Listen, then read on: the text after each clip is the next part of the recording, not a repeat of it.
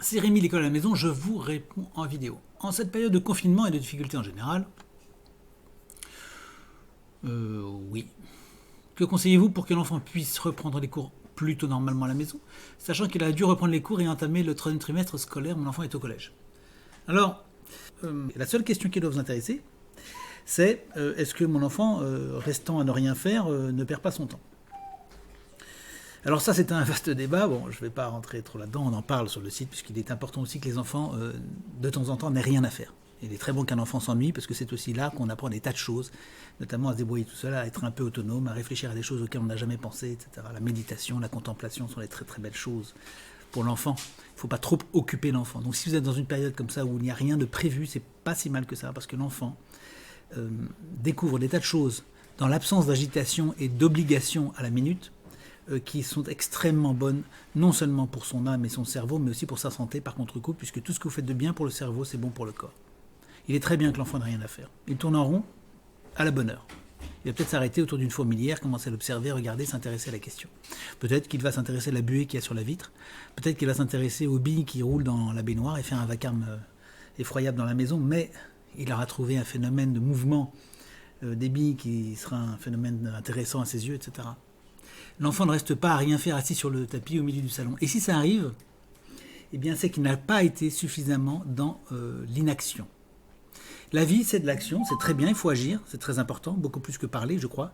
Mais il ne faut pas non plus que ce soit une obsession de l'action et une agitation permanente. Bon, voilà, j'arrête là parce que je ne veux pas prendre trop de votre temps sur cette réflexion, mais c'est peut-être le moment de se poser la question chez vous.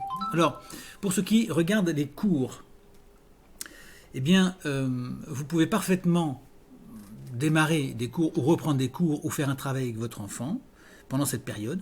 Par exemple, en faisant un petit travail pour évaluer où il en est, en reprenant des cours peut-être qui vous paraissent peut-être un peu loin de son niveau en arrière, c'est-à-dire assez facile, et puis vous remontez le flow pour savoir où il en est.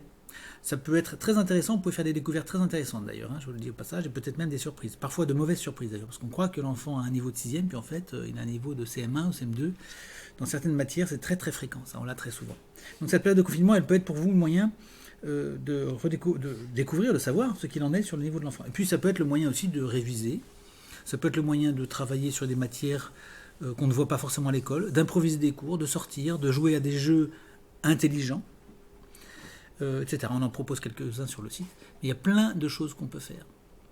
Ça peut être le moment aussi de se poser des questions avec l'enfant et de lui poser des questions auxquelles moi je tiens beaucoup, et dont je parle sur le site, qui sont des questions plus existentielles. Pour un garçon, qu'est-ce que c'est qu'être un homme, d'après sa maman? Pour une fille, qu'est-ce que c'est qu'une femme, selon son papa?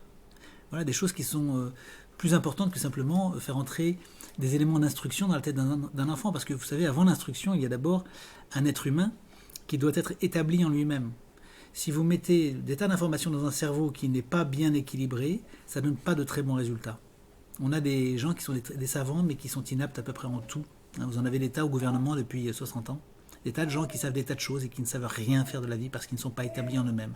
Ils n'ont pas répondu à des questions existentielles, ils ne se les ont jamais posées, et par ailleurs ils n'ont jamais travaillé, donc ils ne connaissent pas les réalités de la vie, ils n'ont jamais travaillé en tant que producteurs de richesses, ils n'ont jamais nourri leurs contemporains, si vous voulez, ils n'ont jamais été des vrais artisans, commerçants, agriculteurs, etc. Ce sont des énarques, ce sont des gens de service, des gens de bureau. Donc ils ne savent pas ce que c'est que la vie. Et je dis, profitez de ce moment, peut-être pour, plutôt que de faire de l'instruction pure, peut-être que vous pouvez porter d'autres éléments. Mais vous pouvez aussi faire de l'instruction pure, vous pouvez sortir peut-être, enfin je ne sais pas si vous pouvez, c'est pas très facile, mais peut-être autour de chez vous, vous pouvez peut-être faire de l'observation et puis faire des cours sur n'importe quel sujet. Vous regardez par la fenêtre, il n'y a personne dans la rue, et on peut faire un cours sur la longueur des rues, à vue d'œil, avec le calcul des angles, sur l'ensoleillement, SVT, très intéressant, sur le vocabulaire des mots qu'on voit par la fenêtre, des mots des objets qu'on voit par la fenêtre, dans le panorama. On peut faire de l'histoire.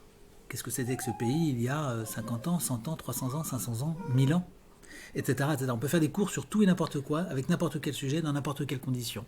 Et si on a envie de le faire, et si on a envie de s'amuser, on peut faire des choses formidables. Il faut être en même temps le chef d'orchestre et prendre les choses en main, parce que si on propose vaguement à l'enfant, il dira non, il va faire autre chose. Donc il faut prendre les choses en main, et puis voilà, on va faire un cours aujourd'hui de ceci. Et puis on pourra déborder sur d'autres sujets. Peut-être que le jeu d'ailleurs pourrait être de déborder sur d'autres sujets. Donc on va commencer avec de l'histoire-géographie aujourd'hui, sur l'histoire-géographie de notre quartier. Et puis, si tu as des questions de mathématiques, on pourra se les poser. Tu pourras les noter, puis on se les posera après ce petit cours, et on passera à un autre cours à ce moment-là. Par exemple, vous voyez. Mais vous pouvez faire ce que vous voulez, en fait. Voilà, je ne sais pas si ça répond tout à fait à votre question. Donc, pour me résumer, collège, donc 3e trimestre, c'est peut-être le moment de faire un bilan et de voir où il en est, de boucher les trous s'il y a des choses qui ont été mal vues, de la révision, de la pratique, bien sûr je ne l'ai pas dit, mais ça c'est une chose à laquelle nous tenons beaucoup, pratiquer, faire beaucoup d'exercices, puisqu'à l'école on fait beaucoup de théorie, pas beaucoup de pratique, pas assez de pratique, surtout qu'ils ont supprimé les devoirs depuis très longtemps.